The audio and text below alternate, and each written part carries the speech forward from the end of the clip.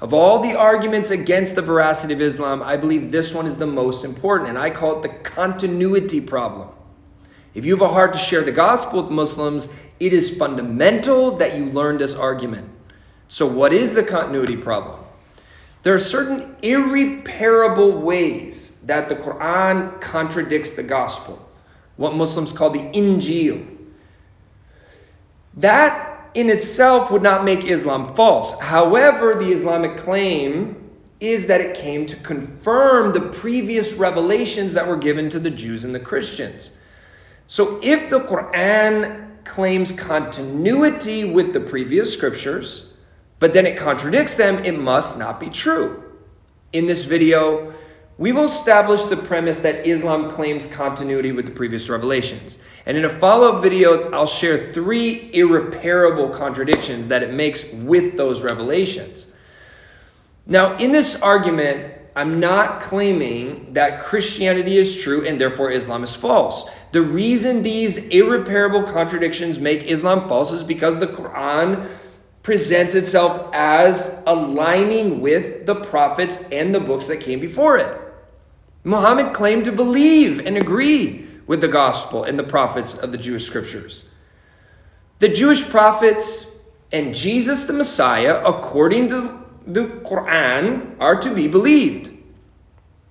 He claimed his message was the same as theirs, and that he was the final prophet, the last prophet in this line of biblical prophets. So even if you don't agree that Christianity is true, you can still agree with my argument. Islam is false because it has a continuity problem. Now, you can easily see this claim to continuity when you have a conversation with a Muslim about Moses or Jesus. In the Muslim mind, these were prophets of Islam.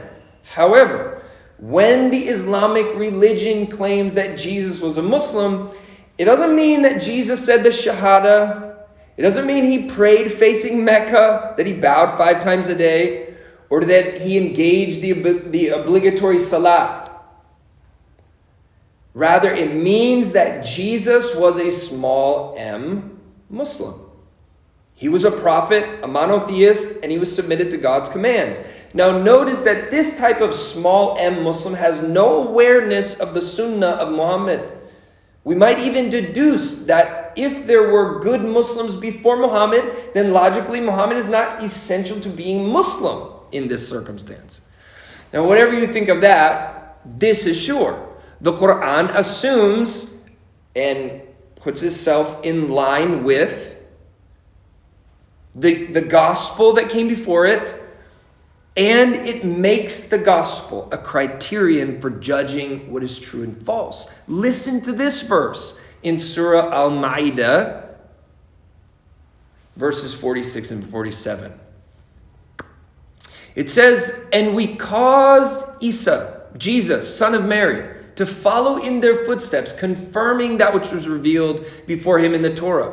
And we bestowed on him the gospel, wherein is guidance, and a light, confirming that which was revealed before in the Torah, a guidance and an admonition unto those who ward off evil. Let the people of the Injil, the gospel, judge by that which Allah has revealed therein. Whoso judgeth not by that which Allah revealed, such are the evil doers." Now, far from a rejection of the gospel, the Qur'an in this passage assumes the authenticity and authority of the gospel in the 7th century. If you are a Muslim, you should ask yourself an important question. Who are the Ahlul Injil, the people of the gospel that this verse is talking about? Was it not the historic Christians of that time period? And what is the Injil that they were to judge by? Wasn't it what they had? Matthew, Mark, Luke, and John, the New Testament, which were recognized as sacred scripture at that time by all Christians? But the Quran goes further than this. In chapter 7, the Quran makes the Christian Bible a test for itself to prove its own veracity. Let's read Surah Al-Araf, Ayah 157. Those who follow the messenger, the prophet who can neither read nor write, whom they will find described in the Torah and the gospel, which are with them, he will enjoin on them that which is right and forbid them that which is wrong. He will make lawful for them all good things and prohibit for them only the foul, and he will relieve them of their burdens and fetters that they used to wear. Then those who believe in him and honor him and help him and follow the light which is sent down with him, they are the successful. Doesn't this verse mean that the Qur'an requires of its own accord verification from the Christian Bible? Don't Muslims always claim on the basis of this text that Muhammad is prophesied within the pages of the Christian Bible? Would it not imply that if the prophet is not found therein, then Islam would be false? Thus, the Bible is put forward by Muslims, by the Qur'an, as a point of verification for the truth of Islam itself. However, instead of confirming the previous scriptures, the Qur'an irreparably contradicts the previous scriptures, the Torah and the Injil.